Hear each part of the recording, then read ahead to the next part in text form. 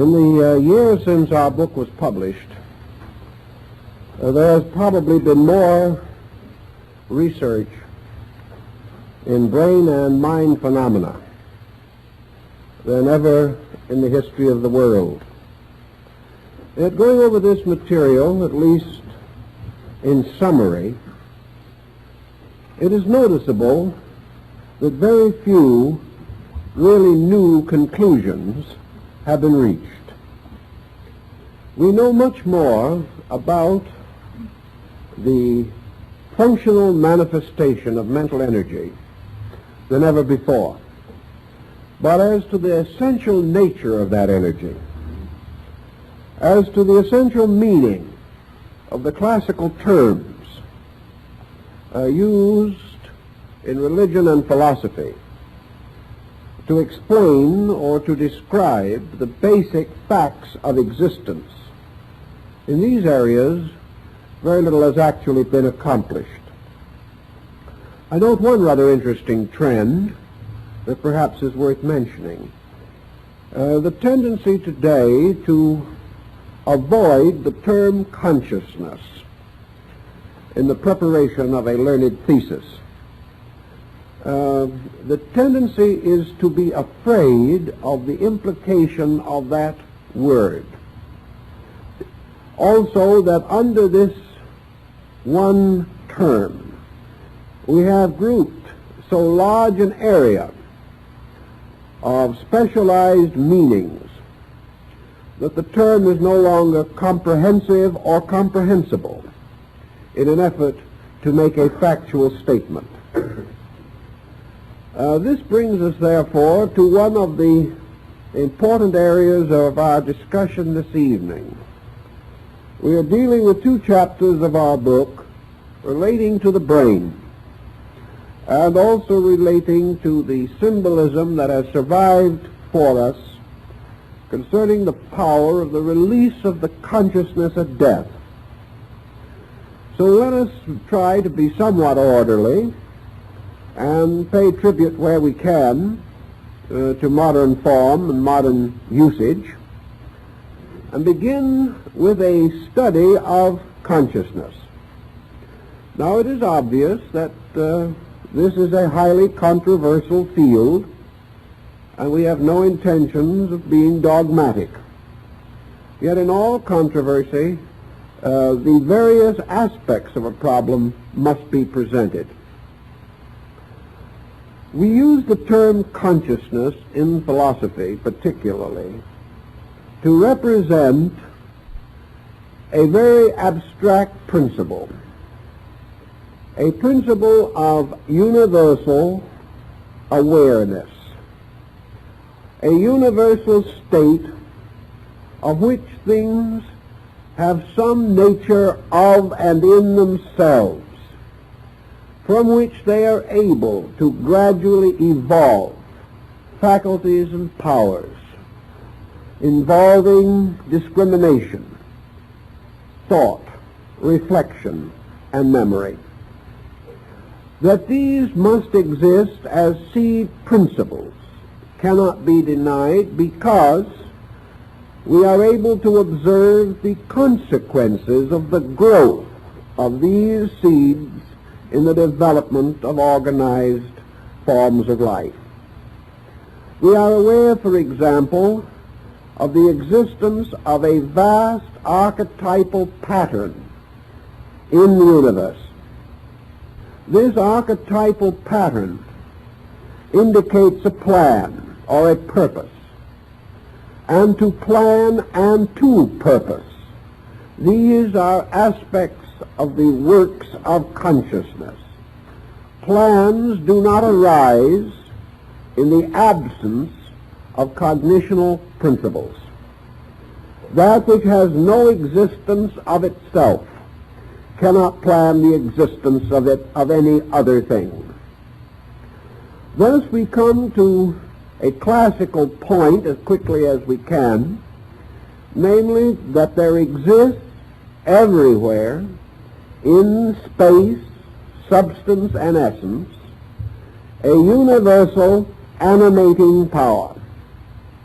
that this animating power possesses among its attributes awareness and self-awareness. Awareness may be like the warm glow of a sunrise. Self-awareness, the light of the risen sun itself. We have every reason to suspect, and even science does not dare to erase this probability. We have every reason to suspect that the root of what we call consciousness is present in every molecular unit, in every cell, in every electron, and in modern terms, in every atom. That this atom, this unit, contains the potential power of awareness, and that what we commonly term the growth or unfoldment of life is made possible primarily through the continuous release of awareness in things. Thus, as surely as man grows by the unfoldments of faculties and powers, so all these faculties and powers are dependent upon the presence of a suitable energy to sustain them, to vitalize them, to ensoul them with its own interior awareness power. We may liken our problem somewhat to the mystery of a telephone. The establishment of the phones and the wiring will not result in the possibility of communication unless an energy is also given to those wires by which they become capable of transmission. Thus, that energy must be present in practically all phenomenal activity of the universe. This energy, in various levels and in various ways, supports function, makes function possible and real, and supplies to every structural unit in nature an enlivening power. What is this power? Perhaps it is more convenient for us to attempt to note its existence first in this way. This existence can be bestowed, and it apparently can be removed or withdrawn. The state of life seems to reveal to us the presence of this inner awareness energy. The loss of life, the condition of death, seems to reveal to us the departure or the cessation of this energy. Science would be the last to assume that energy is destructible. Therefore, what we would term death cannot be regarded as a destruction of energy. And by extension, we have a strong case in the favor of the fact that death cannot be regarded as an extinction of consciousness. Death, however, is a phenomenon involved in the relationship between consciousness and a medium of manifestation. Obviously, consciousness can fail to animate a form. And when energy involving consciousness totally departs from a form, that form disintegrates.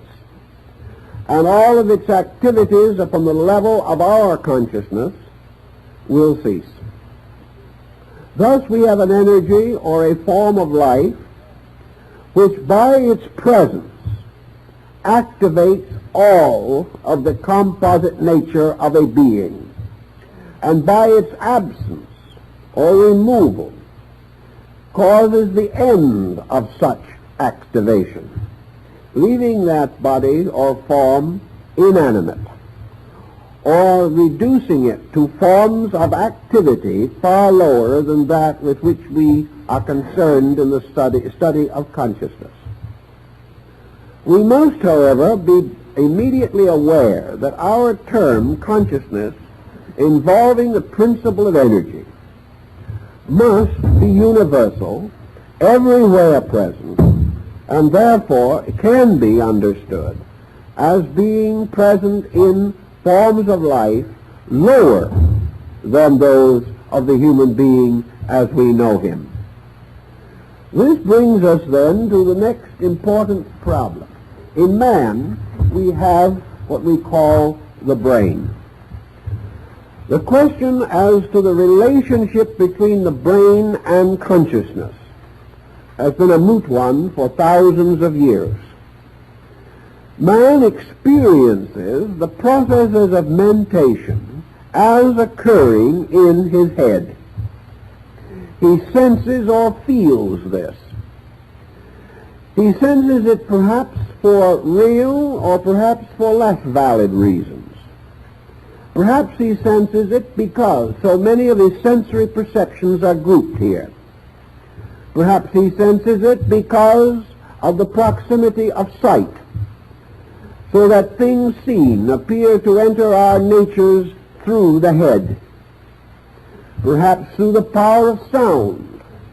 It would appear that if nature wishes to establish the sensory instruments in as close proximity as possible to the centers with which they are associated, that the head must be in some distinct and definite manner closely associated with sensory processes and the various functional and sensory activities with which man is concerned.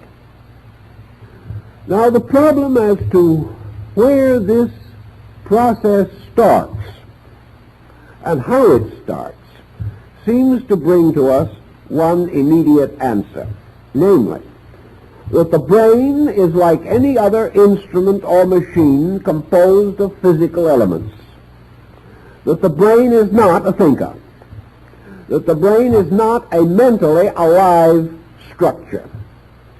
The brain is a physical structure which can only be alive because life is communicated to it, or that in some way its own structure captures or releases life. We know that this is true to a large degree through experiments in mental phenomena.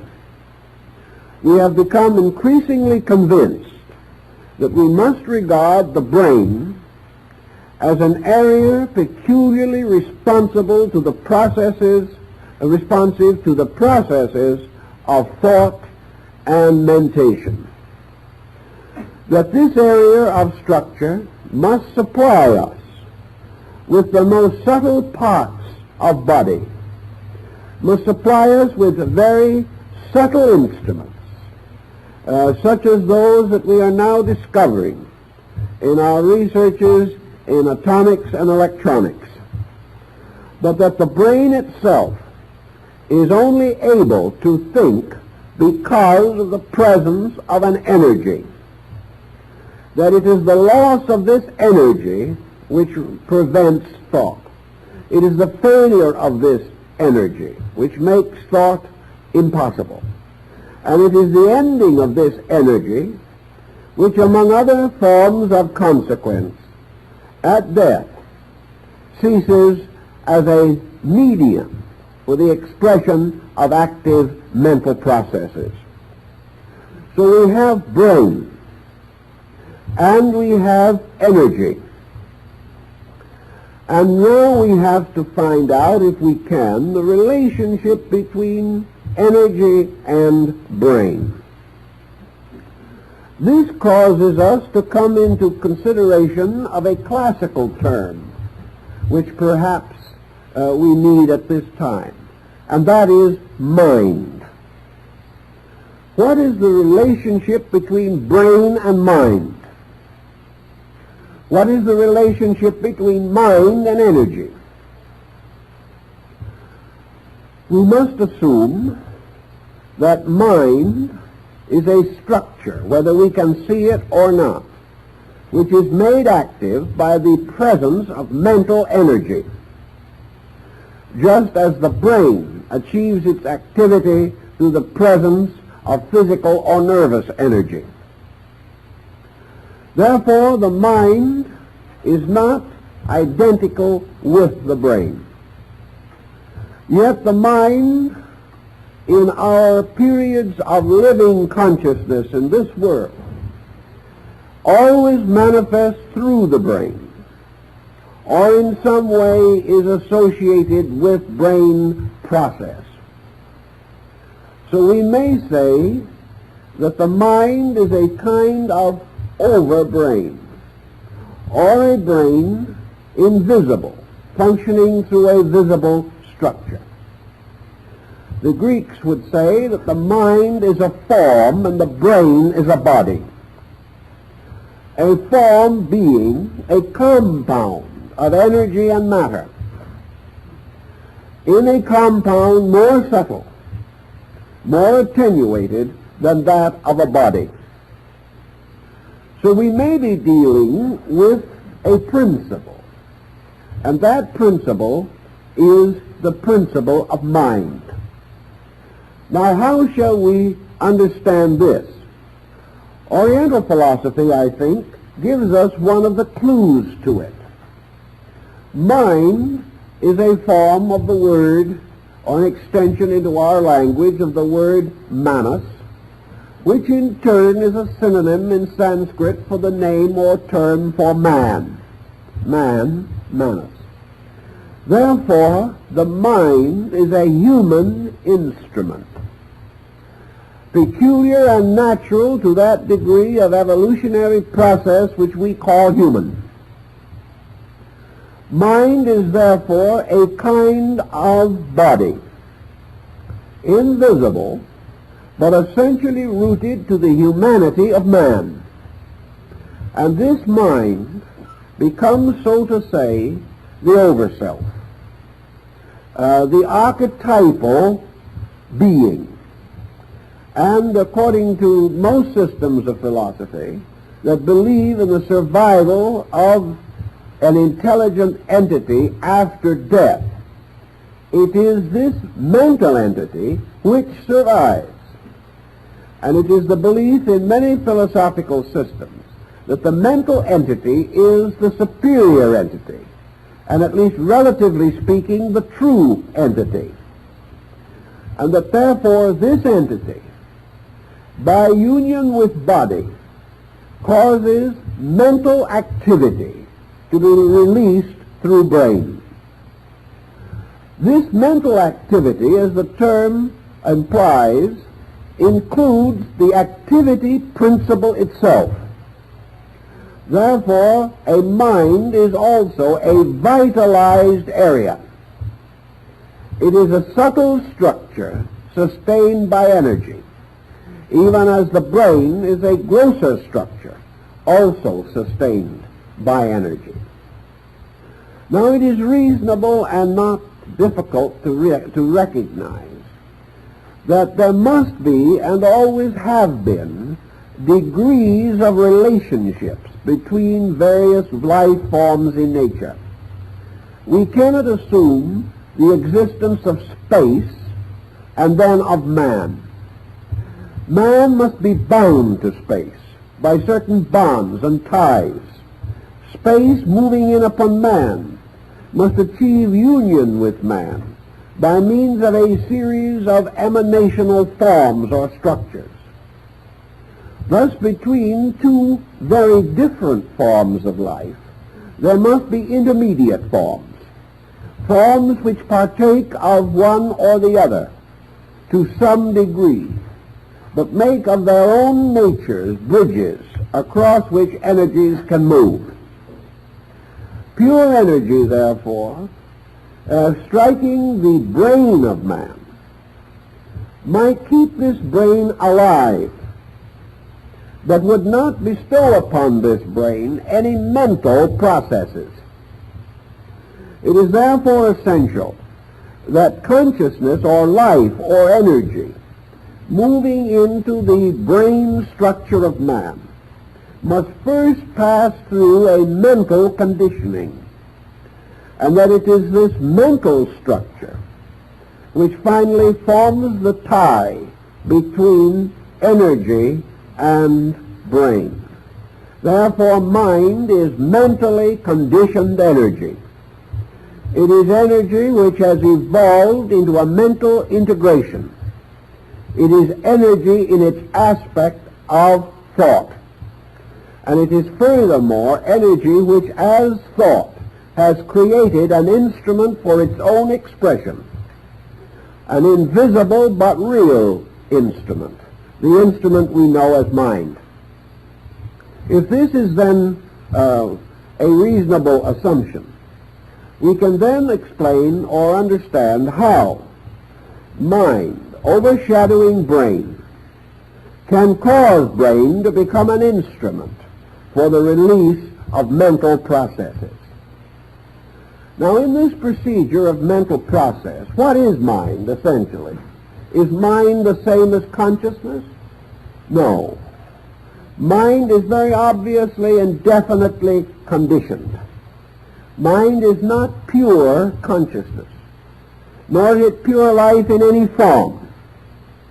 Mind is already life reduced to a mental equation, functioning as a mental energy in an instrument suitable for such specialization of cosmic life power itself.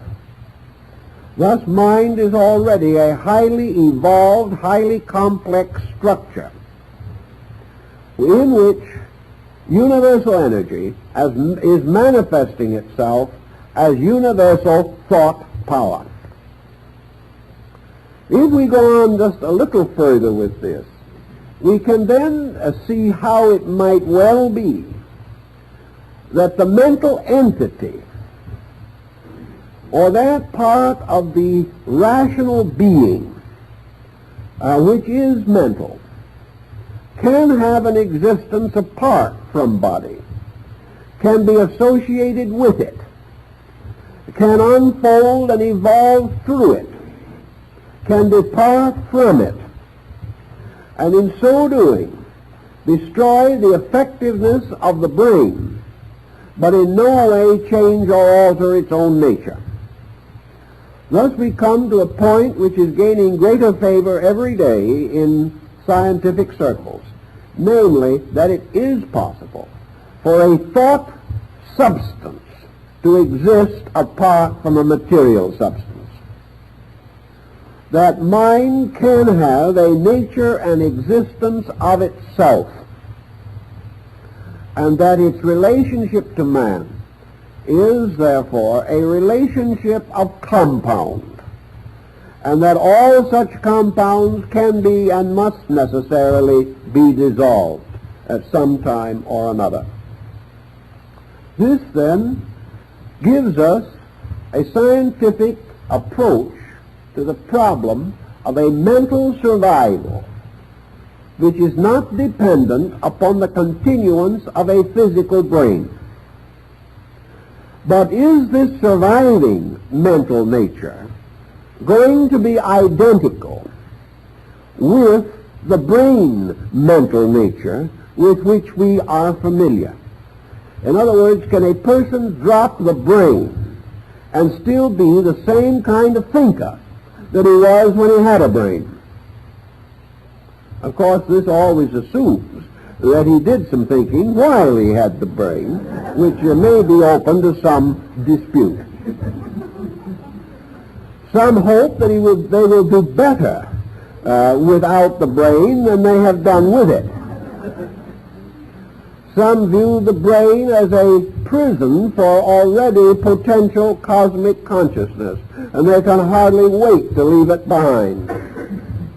Others, less optimistic, wonder if they are going to have any consciousness beyond the grave, and because of the brain-bound nature of their thinking while they are here, have they thought anything here that would be any use to them anywhere else? This is another important consideration. In this somewhat critical dilemma, I think we may then ask, what is the essential function of mind? Is mind actually the thinker? Is mind a self-thinking instrument? Or is mind in turn only a conditioning instrument? Let us assume something which science thinks is rather good these days, namely that the brain finds itself extended throughout the entire physical body as the nervous system. That the nervous system is merely an extension of the brain. That theoretically, therefore, wherever there is a nerve filament, some form of brain function can be present. And that because all these filaments, like the telephone wire, have become vitalized by an energy, all of these filaments can communicate, and that any message sent over them will finally be deposited in the brain. As a result of this, the brain has two distinct functions in coordination with the nervous system. One is to receive the continuous battery of impulses. Impulses which, coming along the nervous system, reach various areas of brain structure where they are specialized, or where they are brought back into some relationship with the original impulse. Obviously, when we touch an object, that object does not go into the nerve and reach the brain. We are not aware of a table because the nerve takes the table in there. We are aware of it because a series of impulses, much like the grooves of a recording, create a vibratory process which can be reassembled in the brain to reconstruct the table or any other object under consideration. Thus, there is constantly flowing into the brain the almost continuous battery of impulses, of things picked up or recorded by all parts of the nervous system. And for that matter, these impulses can be picked up by a process of induction, so that the object does not entirely have to even touch a nerve for the impression of that object to be recorded in the brain. This situation then is paralleled by the fact that through the nervous system, the brain is continually exercising executive control over function. By means of the brain, the hand obeys the thought. By means of the various centers in the brain, the body becomes a kind of instrument under the continuous control of a central coordinator. This causes us to then try to decide the nature of consciousness in a little different way. Not having any good definition at hand, we suddenly discover we need two. That one will not even do it, because we have two distinct processes under consideration. We have consciousness as vitalizer, which is probably its essential basic nature. Then we have consciousness as interpreter, or consciousness making things knowable or understandable. And these are entirely different processes. Therefore, we must assume that we are dealing with a kind of consciousness that is universal, and which we experience only as the total fact of existence. Then we are dealing with a conditioned consciousness, which we experience in the terms of knowing and self-knowing. The generalized type of consciousness makes us alive. The more specialized type permits us to go to school and learn. And these two are not the same. One is a very much specialized and limited aspect of the other. The universal consciousness has infinite functions, uncountable and unknowable propensities, whereas personal consciousness is extremely limited, and as far as its own abilities are concerned, reflects from universal consciousness little more than energization or the power of its own existence. The rest is comparatively a result of lesser function. The brain, being as it were the gateway to the mind, becomes the intricate machinery by means of which sensation, recorded by the peripheral nervous system and the sensory structure, sensation is carried into the brain field, and here a series of processes begin which end in the individual experiencing certain reactions, certain inevitable processes. Thus, objective consciousness is the consciousness of the power to experience, the consciousness of the power to be aware of certain particular special happenings. All of these happenings within the field of awareness provided by the nervous system of the physical body. In speaking of consciousness, therefore, Buddha rather pessimistically describes what we call consciousness as nothing more nor less than the alchemical product of sensation. That the individual's mental life as we know it, his attitudes on all things, his feelings, his impressions, his convictions, his emotions, his thoughts, his reflexes, are all of them simply the byproducts of sensation entering the brain and finally coming into a state of coordination because of the existence of an invisible coordinator called mind. The mind is therefore the coordinator of sensation. The brain is the instrument for the recording of sensation. But the brain of itself cannot coordinate anything, any more than one of these elaborate human or rather mechanical brains that we have devised lately can in any way rationalize or be reasonable. Their function is left entirely to such processes as can be mechanically achieved. These may in turn or in time produce patterns that are highly indicative of facts, but unless man comes in and interprets the machine to his own purposes, its statistics are of comparatively no value. Certainly they are of no value to the machine itself. Therefore, in this process, man plays the coordinator, and the machine plays the brain. This is perhaps as close to it as we can come in a common everyday analogy.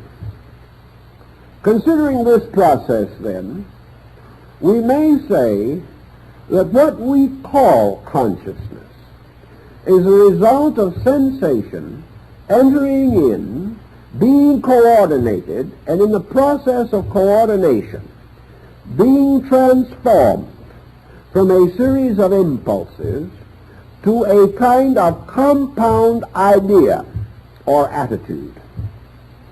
This attitude, in turn, moving back out through the nervous system, becomes the guide of conduct. Thus the individual, from his sensations, creates his attitudes, and by his attitudes he directs his life. The attitudes with which he directs life, in their turn, bring him into contact with new and different patterns of sensation. These in turn are carried back into the brain, arranged by the coordinator, and released as modifications of conduct. All this process summing itself up in a simple statement of an individual: that is the way I thought it was yesterday. Today I have changed my mind. The only reason why we change the mind is because through the sensations and through the coordinating power of the brain, some new circumstance has been brought to our awareness, a circumstance which requires a modification of our previous state of awareness. Buddha carries this a little further and uses the wheel of the doctrine, the Dhamma chakra, to represent this process. And all we have to do to see exactly what he meant is to assume that this wheel is one of the wheels in a squirrel cage. That actually we continue to run and run and run, and the wheel turns and we stay where we are. This process, this cycle between the acceptance of sensation and the release of attitude, which in turn, causing new sensational evidence, causes again modification of attitude. This process is the area in which the average individual's so-called alleged consciousness is locked. When he says, "This I believe," he is speaking only from this sequence of sensation producing in its turn modification of the previous evidences of itself. When the individual says, "This I am," his so-called I amness is merely the calculated conclusion of his mental coordinator concerning himself. It has nothing to do with that which is not to be sensed, examined, explored, or interpreted by this coordinator. Man looks into a mirror, sees his own likeness, and says, "Obviously, here I am." This is considered to be direct thinking. But the only reason he is able to say, "Here I am," is that a series of sensory testimonies have been carried to the brain. Cut these testimonies off so that the individual is aware neither of the mirror nor of himself. And he cannot arrive at this conclusion any more than a person born totally blind can ever arrive at true color consciousness. It is only because of the faculties we possess and their use according to the laws governing these faculties themselves that we are able to come to certain definite conclusions about our own existence, the existence of other things, the past from which we came, the present in which we now live, and the future which we hope for. These things all exist because of the continuous cyclic interplay of sensation and rationalization through mental alchemy.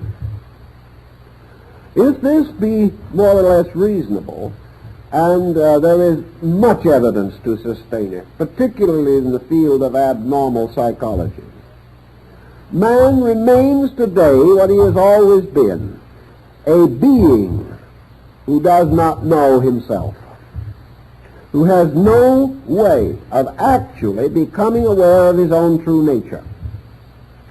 Because it is obvious that this true nature cannot be fully comprehended on the basis of the sensory cycle.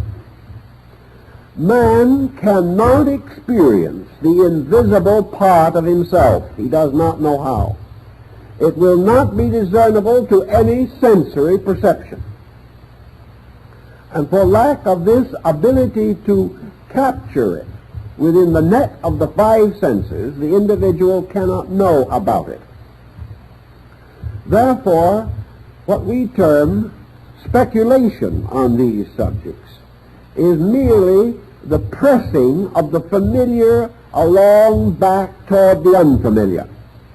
It is the imposing of the world of senses upon the unseen universe that cannot be comprehended. Therefore, we merely project our physical thinking into space and call it metaphysics. This is what it essentially amounts to.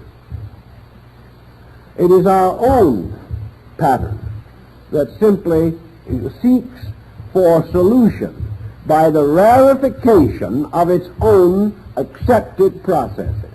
We see this in the study of all primitive culture, where God emerges as king, merely the extension of the tribal chieftain. Always deity is the hero or the chieftain or the patriarch we have known plus.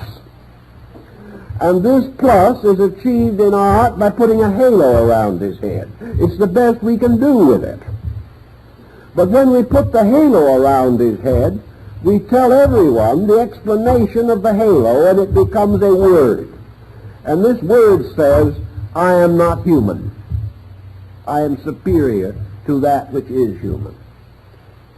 Thus we put wings on angels, not because we've ever seen any with real feathers, but because we wish it to be known that we are not dealing with literal human beings. And not knowing how to draw an angel in proper person, we draw the most attractive human being that we can, and then make it an angel by the adding of wings, much as the Mayas made a verb out of a noun by also adding a wing to signify energy. So we are pushing these sensory conclusions backward. And we are trying continuously to penetrate the unknown by the brute force and awkwardness of sensory intensity. But we are blocked for the reason that the mental coordinator cannot coordinate that which the senses do not bring in. The mental coordinator has no existence apart from the process of coordination itself. So we experience it because we use it. If it was not used, it would vanish from our awareness and we would not know that it exists. Thus we have now the brain, and we recognize the tremendous mystery of this structure. We realize that in many respects it is one of our most valuable possessions. It is an instrument created almost like a television or a radio, by means of which we can tune in the processes of mental energy by which man is able to solemnly and seriously declare that he is a thinking being. This thinking being the executive leadership of the mind over the testimonies of the sensory perceptions. Facts, therefore, as we think of them scientifically, are bound very closely to sensory perceptions. The scientist doubts that which the physical faculties cannot sustain. And as far as he can go, he uses them. Where he cannot use these, he uses the scientific processes of mathematics to substitute symbols for facts. and to call upon the highest available resources of the mental coordinator.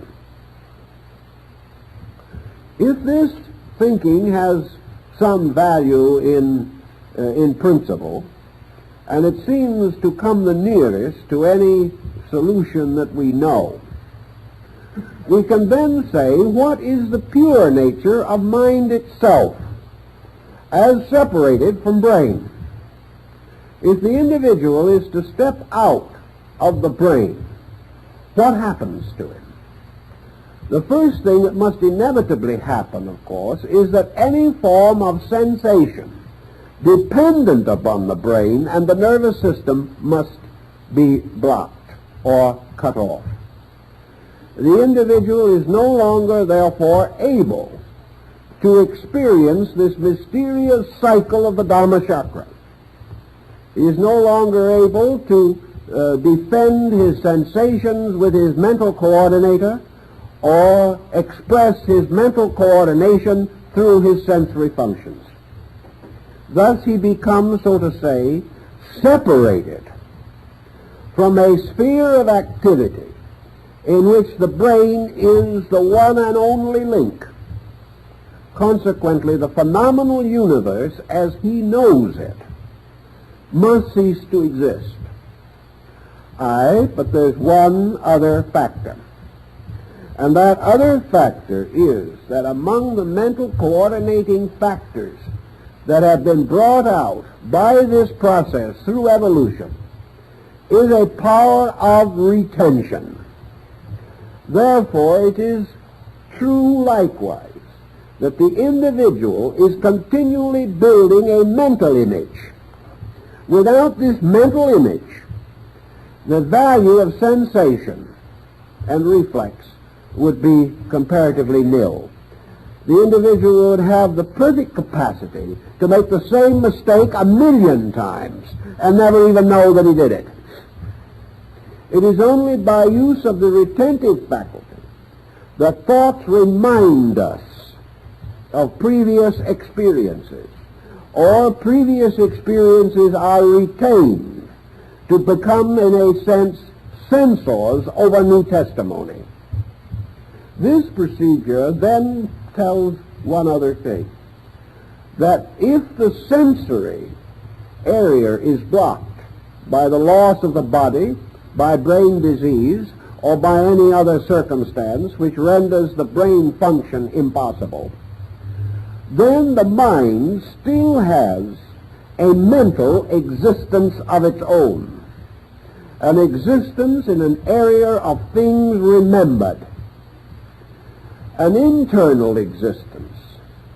Now, as far as that is concerned, would such an internal existence be any different as far as the mental pattern is concerned than it would be if we still had the brain and the sensory function here? Actually, the world around us does not enter into us. The world around us simply becomes the basis of these experiences, which, carried along the lines of the sensory perceptions, become organized in the mind into images, ideas, and patterns. Consequently, the power of the mind to image is not destroyed by the loss of the body. The only thing that is lost is the power to receive continual physical stimulus, which might rapidly or dramatically change or modify the brain's imagery.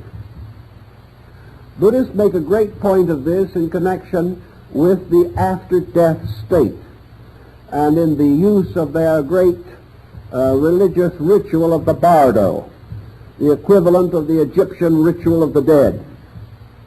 The concept here being that the mind can retain the imagery of its own processes and will retain the estate which it has achieved by the interpretation of sensory phenomena, and that this will continue and will survive and will ultimately be capable of informing a new body. so that the individual's mental life can be transferred from one form to another. And being so transferred, it retains that degree of judgment or coordination which it has previously attained. And when the new brain is available, it simply continues to receive further stimuli and to coordinate these in terms of its own attainment until finally the brain theoretically can attain to the full possession of this mental process, so that in certain persons of apparently great wisdom, the brain seems to be superior to that of the average individual. Actually, however, the evolution of brain process is merely a shadow of the evolution of mental integration. It is the mind that ensouls the brain that is the growing structure.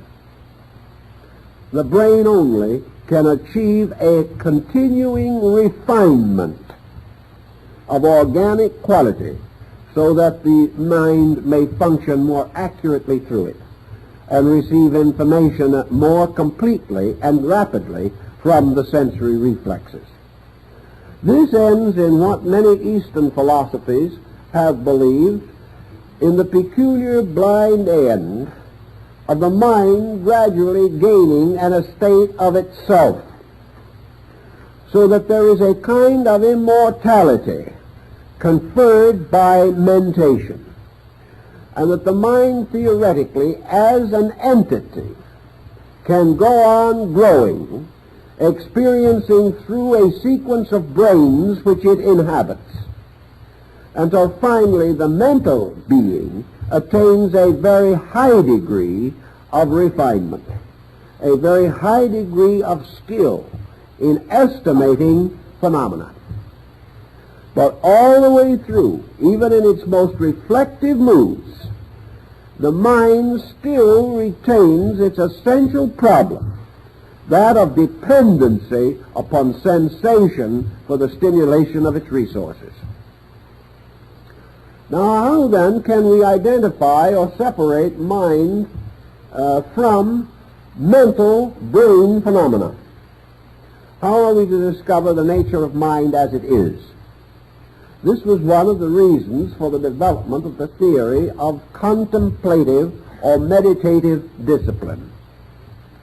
It was the belief of ancient peoples that the mental entity could best be experienced in its own nature by the gradual reduction of the influence or pressure of brain sensation stimulation.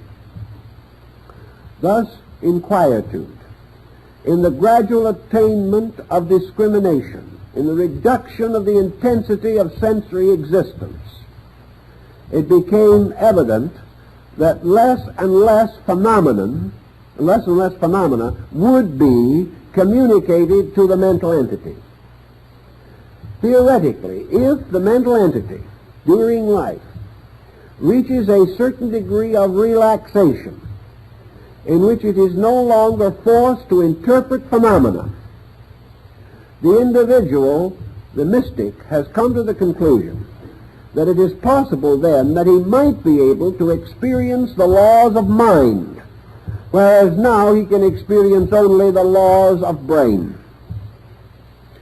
If the mind has an existence apart from the body, then it has an existence of itself, which is not to be merely the shadowed reflection of physical circumstances.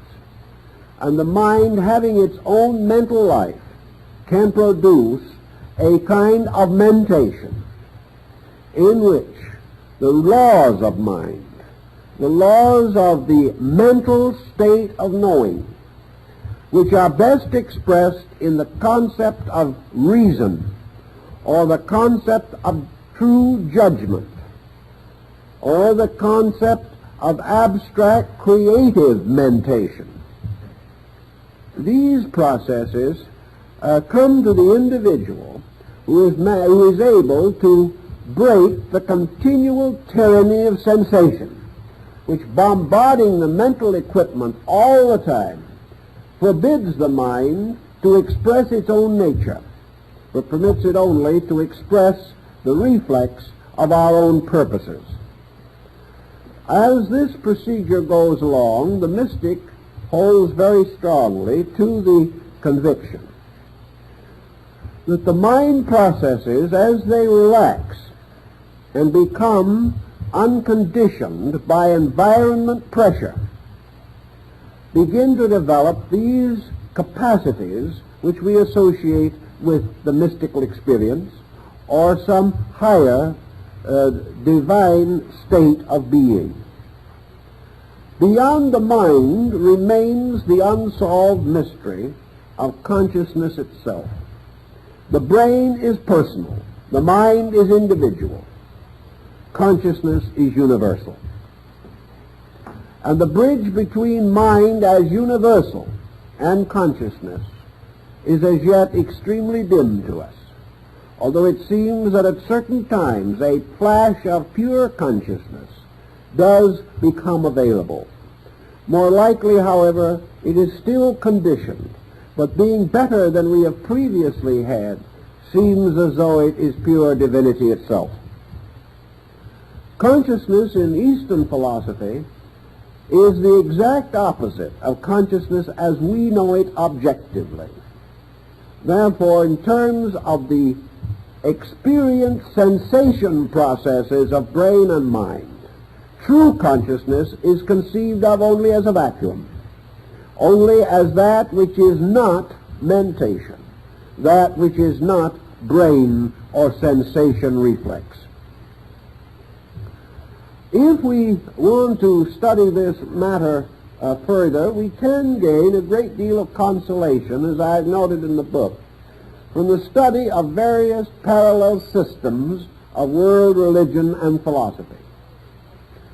The world has always recognized that in some way the brain had to do with the great processes of manifestation. The great triad in the body of man, corresponding to the three persons of the Godhead, was the heart, the brain, and the reproductive system. These represented the three great life centers, without which the function of the human being would be impossible. It was the opinion of the ancients that what we term now as energy or pure life has its polarization in the human heart, and that from this polarization the energy is communicated to the brain by which it is activated.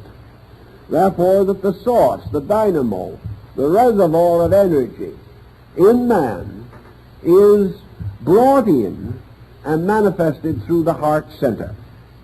That this in turn is then distributed throughout the body, and a specialized aspect of it becomes polarized in the brain, and the other or negative aspect becomes polarized in the reproduction of the species. This balance of energy would then cause us to assume that if we could go deeper than the brain in search of a center for consciousness, that we would turn and must turn to the heart. That the heart, therefore, lies behind the manifestation of energy which we know as brain mental energy. If, therefore, a superior nature possesses the brain with its mind, it possesses the heart with its consciousness. And the heart is to the consciousness what the brain is to the mind.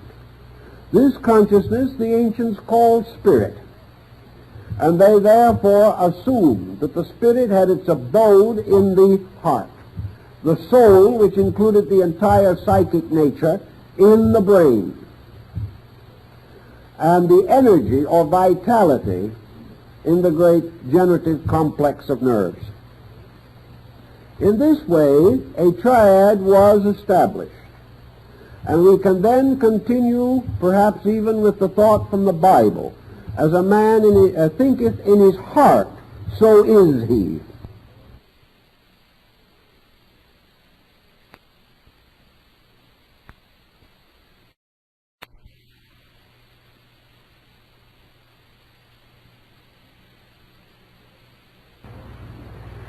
That behind mind is this heart complex, through which the consciousness of a being manifests and becomes the total possessor of body, and as the complete autocrat, then permits the polarization of its own purpose in the brain as the mental focus. Now, it is reasonably obvious that during the processes of life, the brain is active. That this activity has what we have suggested as this kind of round-robin process. This process of the wheel turning. And then we come to the problem of how the mind is associated with the brain. Does the mind impose itself completely on the brain? Does the mind envelop the brain? Does the mind hide itself in certain cells of the brain? Is the mind lurking in the mysterious ventricular openings of the brain? This was the more common thought of the ancient. He held definitely that the most attenuated part of the brain must be the part which links it to the next superior and still more attenuated energy. Therefore, that in all probabilities there might be within the brain itself no cell, no physical unit, which could be appropriately used as a pole for the mental principle. If, therefore, there is any, the ancients made a rather subtle use of the old story of the tabernacle in the wilderness, in which they divided the wanderers' temple of the Jewish tribes in the wilderness into its three parts: the court, the holy place, and the Holy of Holies, declaring these three parts to represent, in a sense, the parts of man's body. That within the body itself, within the area of the body, there were two principal rooms. The holy place, which was the body as an instrument, and the Holy of Holies, which was the cranium, or the skull. And that this was, as the Greeks said, attached to the body by an isthmus called the neck. I think that's a rather nice way of saying it. An isthmus. We all know how it would sound if someone said, well, I have a pain in the isthmus. This, it might also be a good way of putting a certain well-known phrase in case you are having social difficulties. In any event, within the Holy of Holies was the Ark of the Covenant.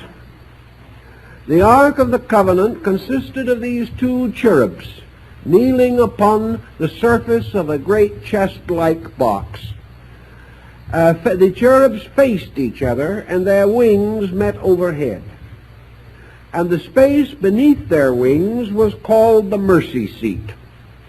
And it was here, between the wings of the cherubs, that the Shekinah's glory, or the presence of the Lord, was made manifest. The Shekinah's glory did not appear in the box, nor did it take over either of the cherubs, nor did it have an image of its own, for no image was permitted of it. It appeared in a space between these cherubs, whose meeting wings above resemble very closely the structure of the two hemispheres of the forebrain. Within this space, inside the brain, overshadowed by these two great brain lobes, is a series of ventricles, of which perhaps the most commonly referred to and best known is the third ventricle. It is in this ventricular space also that we find the location of the two great ductless glands of the brain, the pineal and the pituitary body. In the ancient beliefs, Albertus Magnus held this opinion, so did the great artist Leonardo da Vinci. It was the common belief of the great Arab physicians and scholars of older time that in some mysterious way this ventricular opening, this hollow place, this room, this secret abode of the Most High, this wonderful palace built upon the Palatine Hill, the palate being the upper part of the mouth, that here we have the place where the superior principle, in this case the mental principle, has its closest possible relationship with the body. Now, in order for this relationship to exist, it is inevitable and necessary, therefore, that this ventricular space be not empty, but rather be in a continual state of vibration, that a golden mist, or as was sometimes referred to in the old writings, a kind of dew of heaven, that this actually had to fill this ventricle, and that in this mysterious glow or light, the Shekinah's glory, which in all probabilities is the original of the halo around the head, that in this light field the next superior part impinged itself upon the brain, and that in this way it was continually exercising a very subtle influence.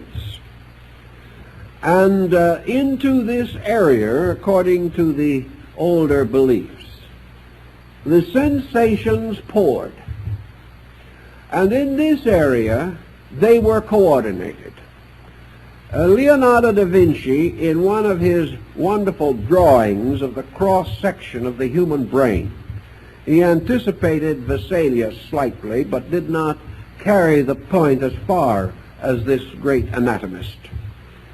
In one of his drawings, following earlier custom of course, Leonardo labels the central ventricular orifice of the brain the place of the community of the senses. He calls this, of course, where the senses are in common. And, of course, we preserve the term by saying common sense. That this is the field of the common sense in man. Well, now we all realize that the field is in a sad state of decrepitude at the present moment, but that perhaps something could be done to reclaim it. The common sense in this case does not mean judgment that agrees with the masses.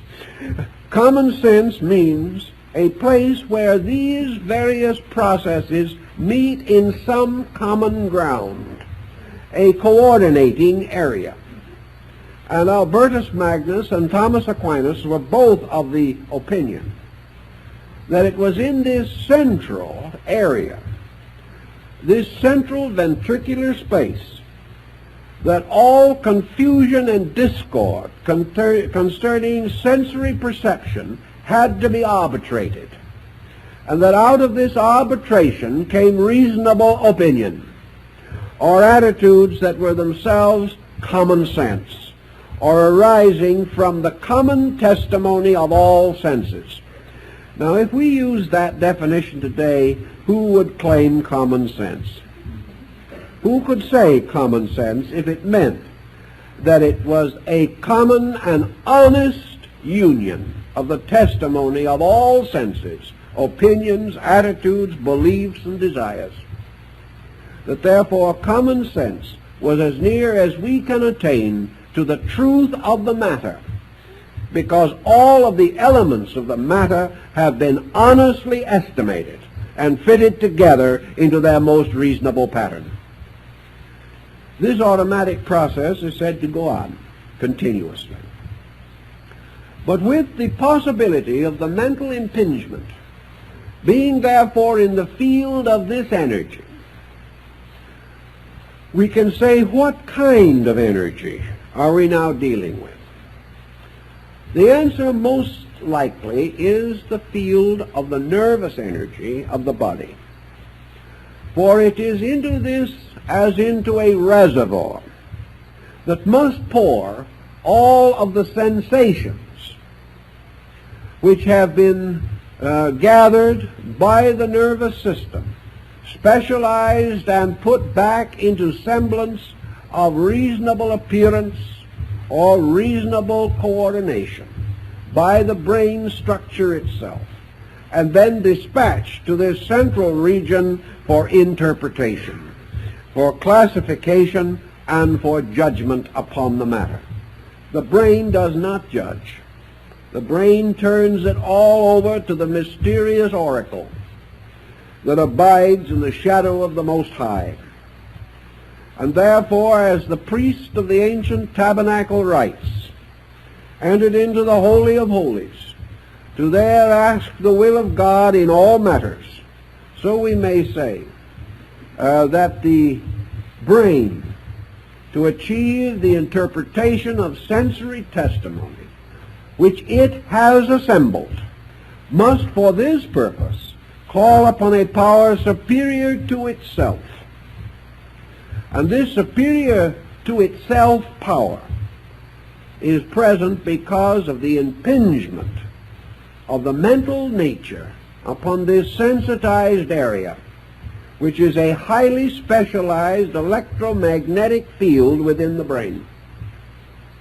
If this is assumed out of ancient symbolism to be not an unreasonable conclusion, we may then suspect that there is a reason for the very subtle membrane which is curiously placed in this area, a membrane which could have a function of almost a God ear.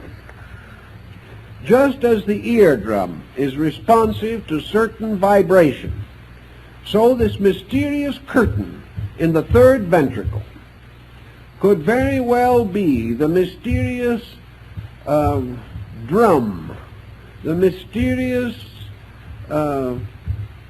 subtle substance by means of which the vibration agitation could be set up.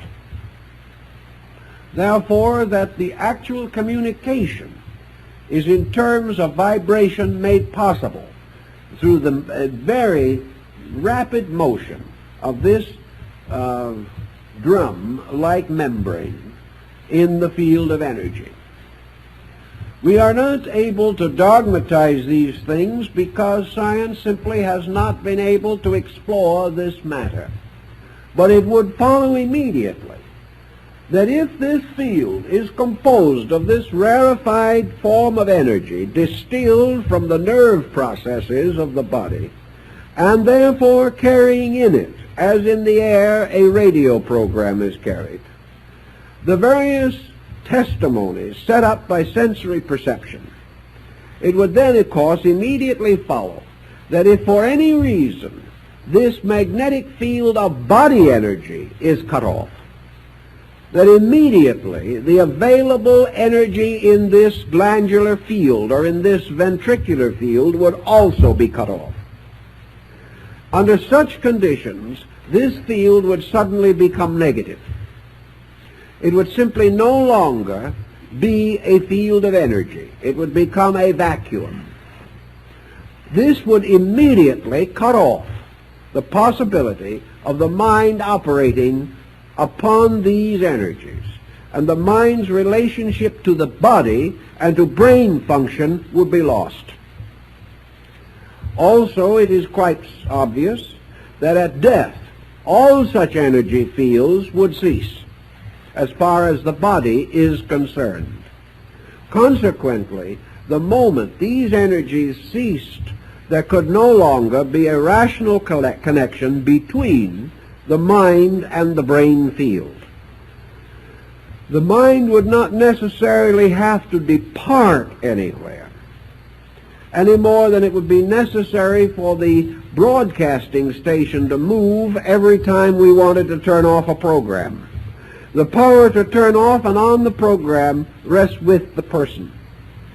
But when the vibratory polarities which make possible the tuning in of the program are broken or lost, then the program simply ceases to exist as far as that particular instrument is concerned. As this is a living program, as this is a program of energy in function, it would inevitably follow also that under these circumstances, mental processes could not survive anything which damages the magnetic field in the brain or any process relating to it. What happens if this energy field becomes comparatively free from all impulse impact? Let us assume, for example, what happens in sleep. Here we have a very good example of our problem. In the process of sleep, sensation is no longer actively carried to the brain. The sensory perceptions are either totally ineffective or largely suspended.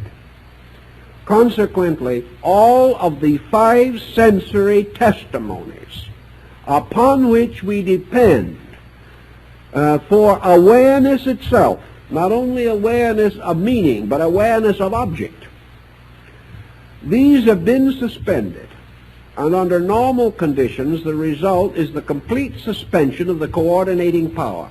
In sleep, therefore, the mysterious energies in the ventricular orifice are no longer conveying any sensation or any adequate sensation. As a result of that, the brain coordinator is not called into function. The mind is not involved because there is nothing for it to work upon. And the result is unconsciousness as we know it.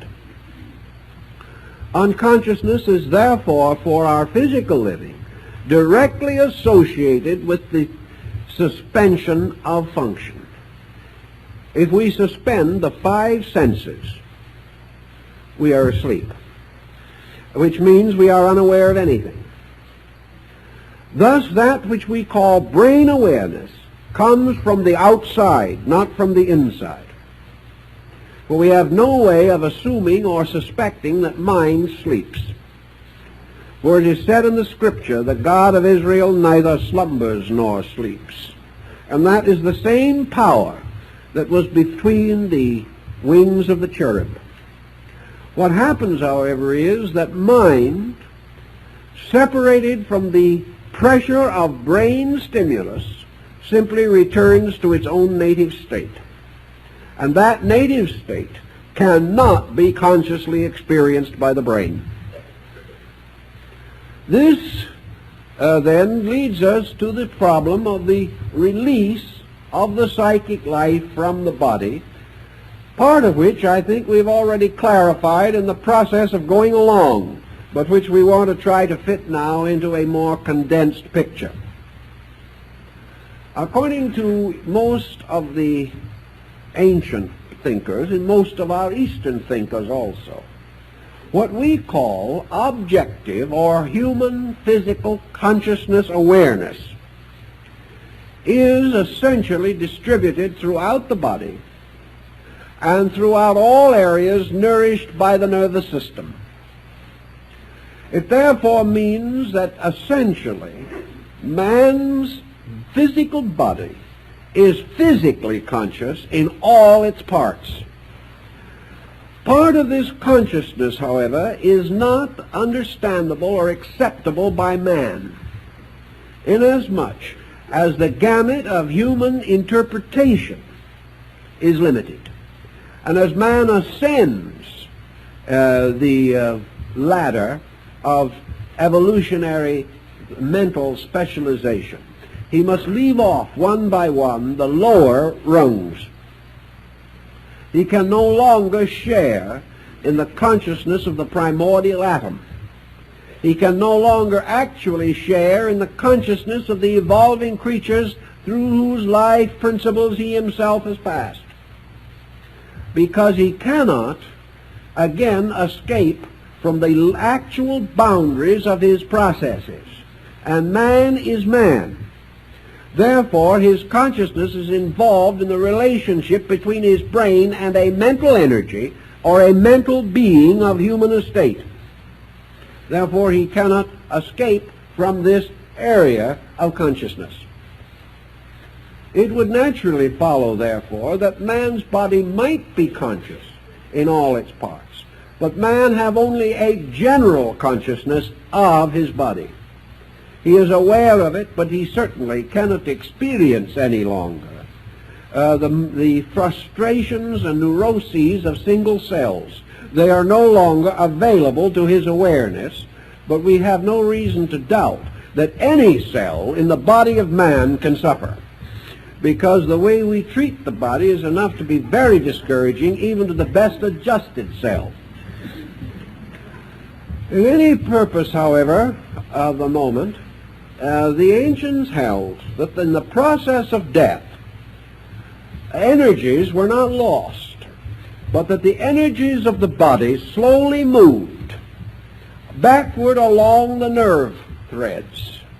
And as the nerve threads lost their energization and all the processes of circulation ceased, the first parts of the body to disintegrate would be the extremities, or those areas furthest from the life center. Finally, all of these energies would converge toward the heart. And in the heart, they would build themselves a kind of sanctuary in what the old Buddhist councils called the Saptapana cavern, or the cave of 7 rooms, which is the heart. After the coordination of these processes within the heart structure itself, the processes of death then consisted of the motion of the heart center, which in this case represents the polar focus of the conscious being itself. That this heart center then moved up the pneumogastric nerve into the brain, and that in the brain it then gathered up all of the energies and resources of the mental life, continuing on its journey, passing out at the rear top of the skull into the atmosphere of space from which it came. And researchers have indicated that the body may show warmth at the crown of the head after it is not to be found elsewhere. And of course the tonsure, or the shaving of the head, the mysterious ornaments and decorations worn by priests of antiquity, the ornaments and symbols associated with death, as for example down in our own Southwest, the placing of an inverted bowl over the head at the time of burial, but always with a small hole knocked in the bottom of the bowl so that the soul could escape. These symbols seem to go back to archetypal convictions. Once the body has proven that it can no longer sustain the consciousness or is no longer able to function adequately, the processes of deterioration in the body close in upon the functioning of these areas or fields. And as a result, these fields cease to animate. And as soon as the energy in these fields ceases, the superphysical principle can no longer retain relationship with the body to which it was previously connected. Therefore, it is actually the body that closes the door. It is the body which no longer provides these fields or these areas. And the principles operating on the body or through the body or in the body gather themselves into their own sources and gradually depart. In departing, we simply mean that they cease to have conscious connection with the body. The body is then no longer theirs. It no longer is aware of them. And in only by interior imagery is it or the consciousness aware of the body. Although there appears to be some evidence of temporary sympathetic relationships between the magnetic fields and the body. These relationships, however, are normally very brief. The failure of these fields has simply made it impossible for the superior nature, so to say, to continue to impinge upon the body. Therefore, the body is no longer a channel for its energies. And as its own energies are not adequate to maintain it, the body then disintegrates. This means, of course, that in the old philosophies, that the problem of the state of the consciousness apart from the body was of supreme symbolic importance. Knowing that such severance must occur, we remember how Buddha in the Dhammapada, or the last great discourse, describes the situation of his own decease, how he achieved the liberation of the superior from the inferior by a conscious process of meditation, that he quietly, gently, and wisely led the mind and the superior parts of the nature out of the body, when the body had become so sickened that it was no longer able to support him. He therefore, to a measure, quietly, voluntarily achieved the processes of death by intention, and in this way quietly departed from the body. In his departure from the body, he indicated his knowledge of the great Yoga Chakra concept of ancient India, the power to control and direct the various fields of energy and to make possible various stages of specialized relationship between the body, the mind, and the being behind the mind. In the light of our discussion last week, I think we shall then be implying that the relationship of this twofold evolutionary process is involved also in this situation. Bodies, through the processes of growth being the achieved refinement of bodies through the experiencing by reflex of the achievements of the mind inhabiting them. The mind leading the body can imply for that body an increasing participation in good. It can counsel the moderation of all practices. It can search into the secrets of health.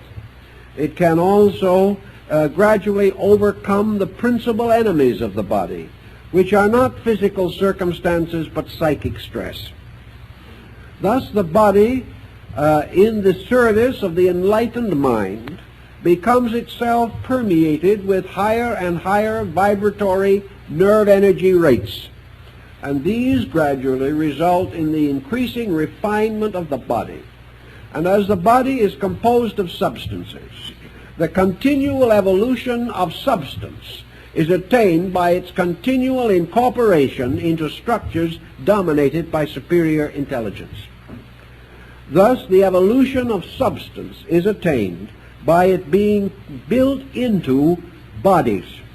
and coming into continuous contact with higher forms of mentation, just in the same way that the lower animal kingdoms, through constant association with man, have in some cases become domesticated, and in some cases again highly intelligent, highly sensitive, and apparently very little less than man in their capacity to sense, understand, appreciate, and value. Thus, by association, things become better or worse according to that with which they associate.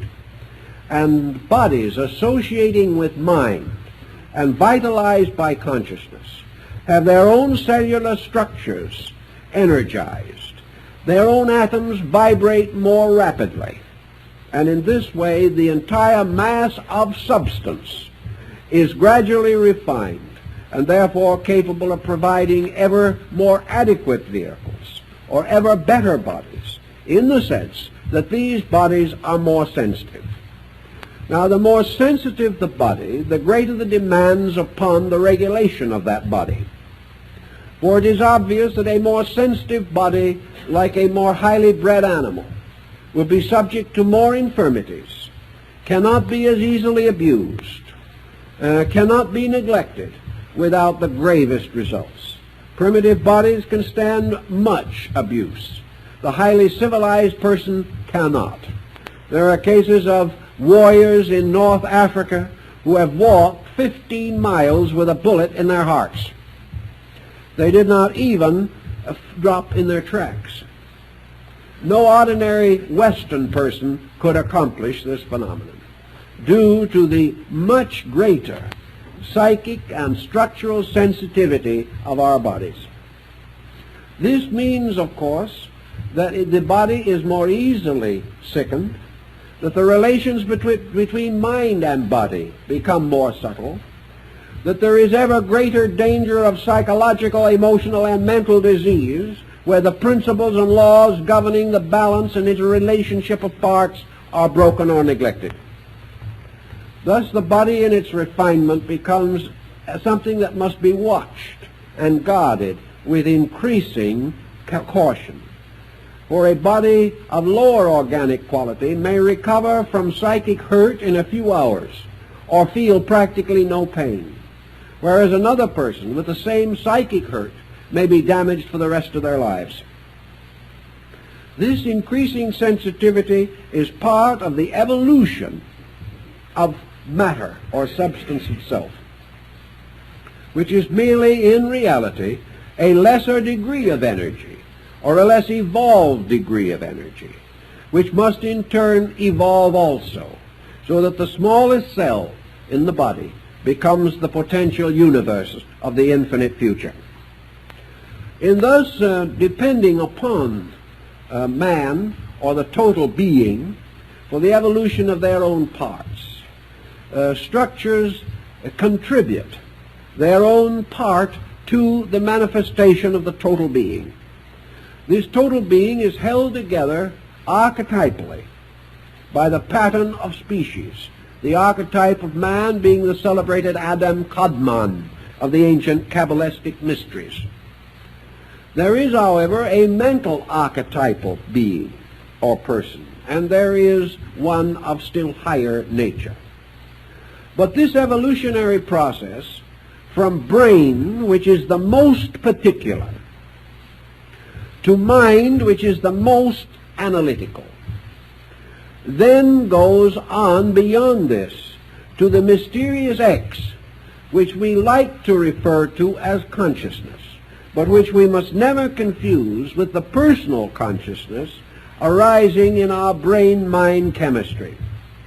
This other consciousness, this consciousness of the other side of existence, referred to in Buddhism as the consciousness of the far shore of life. This we are not able to adequately define. There seems to be no area in our own psychoglandular structure that can tune this in.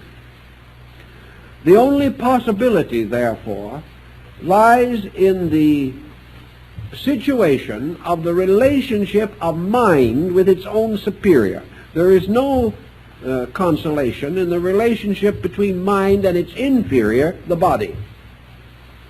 If mind can be completely cleared of body as a psychic pressure, the ancients then believed that the mind's function would be suspended to the degree that the primary impulse of consciousness would become discernible. This would be equivalent to the Tao of Lao Tzu. Tao being the universal motion. Lao Tzu believed motion to be true consciousness, and that the universal motion is a qualitative motion of life from itself to itself. Therefore, that involutionary consciousness is life seeking the expression of itself.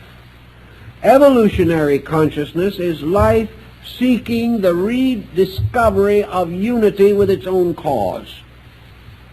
And that consequently, if consciousness has any quality about it, it is a hunger for the complete expression of its own nature. That the end of consciousness is to draw everything back into its own totality, and in so doing to expand its own totality over all things. This is the double process, the process of nature growing up toward totality and totality moving into nature, producing the two mysterious interlocked figures of the yang and the yin in Chinese symbolism. So these two striving end finally in the re-identification of the consciousness factor per se. What this is, no one has yet been able to define adequately, because it is a consciousness not of this world, or pertaining to conditions in this world, or to the state of man's soul while he is in this world, or to any good or evil that may befall him in this world. The true nature of consciousness apparently is a situation or a condition of total awareness of total self. This is not possible during the conditioned existence in which we live. I would feel that in the next 10 years, science might make some very helpful and perhaps positive discoveries. If they would approach certain matters, perhaps first by faculties they least desire to use, and to realize, for example, that in matters pertaining to true mind, science as we know it is inadequate. Science is the science of the brain. Philosophy is the science of the mind. Religion is the science of consciousness.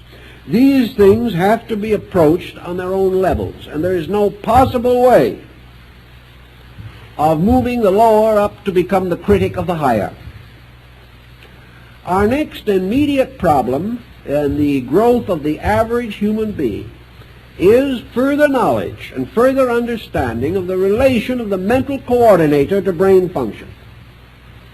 To achieve this knowledge, it seems to me that we have to apply to reason. That we are going to find this knowledge in areas of psychological folklore. We're going to find this record not in cell structure.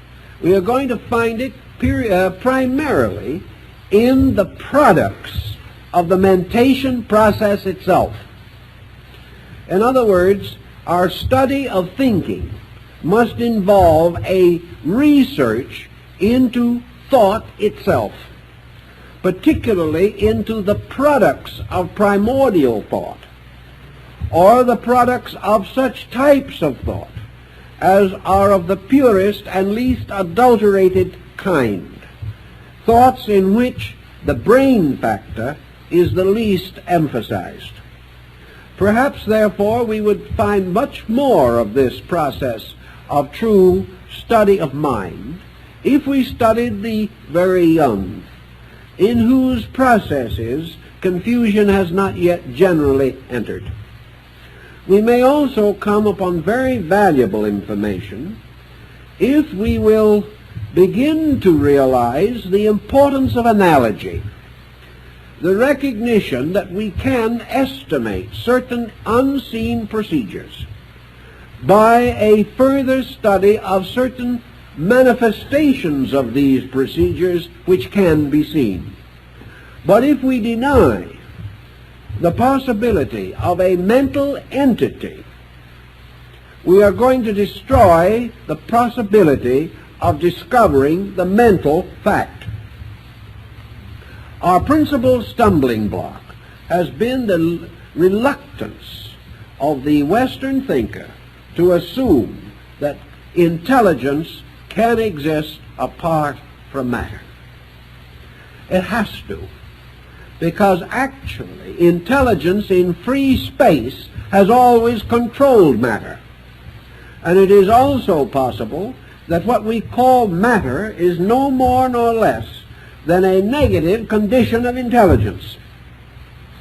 It is therefore impossible for us to assume that intelligence is limited to the brain.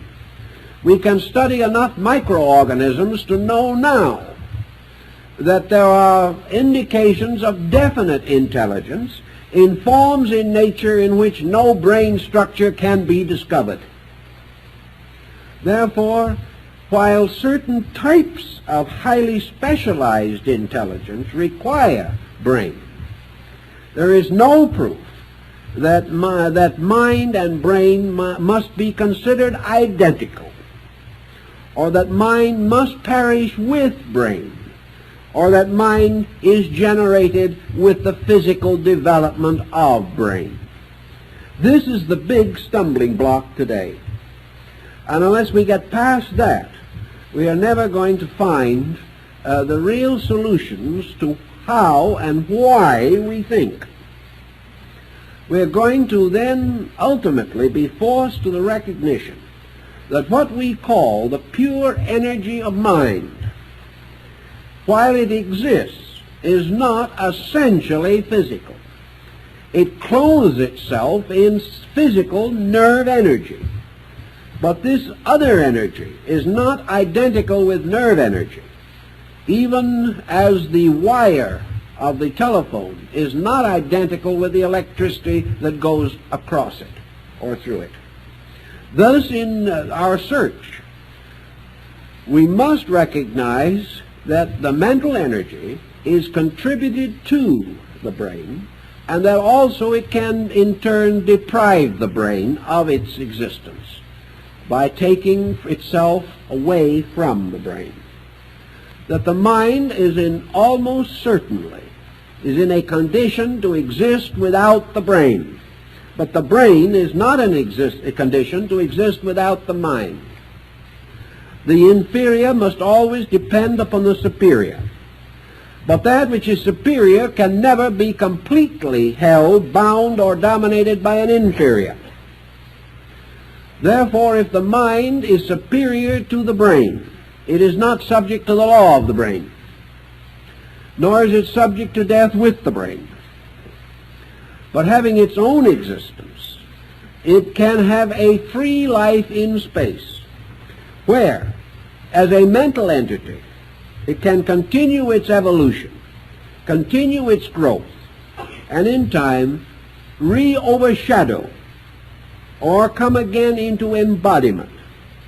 And what we call ourselves, Joe Smith and Joe Dokes, we are really this mental energy vortex, growing up under the testimony and instruction of the sensory reflexes, and naturally obligated to continue this instruction so long as the material sphere is instructive to us. But having reached a point, a condition, in which this material sphere is no longer instructive, we must either assume that the man who knows everything simply drops dead, Or else we must assume that the man who knows everything takes his knowledge and goes other places where he can learn, if possible, on another level where he has not learned everything that there is to know.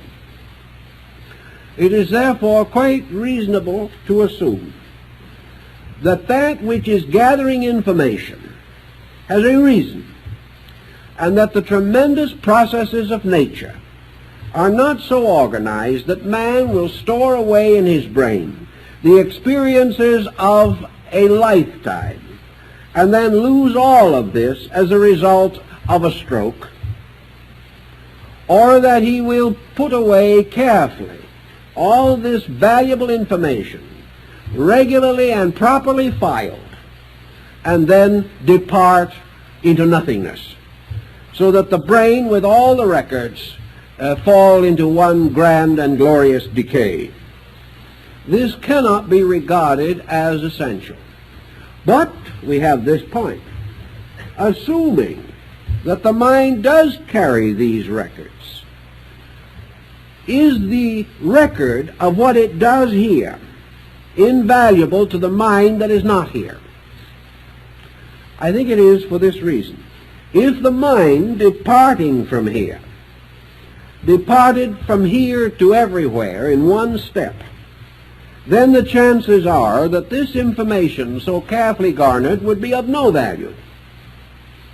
But if this mind, having a vast curriculum to achieve, a mind in which there must be periodic re-embodiments in order to attain its ultimate supremacy over the laws and phenomena of the objective universe, if such is the natural plan, and it seems to be, or else there would be no reason for creation whatsoever.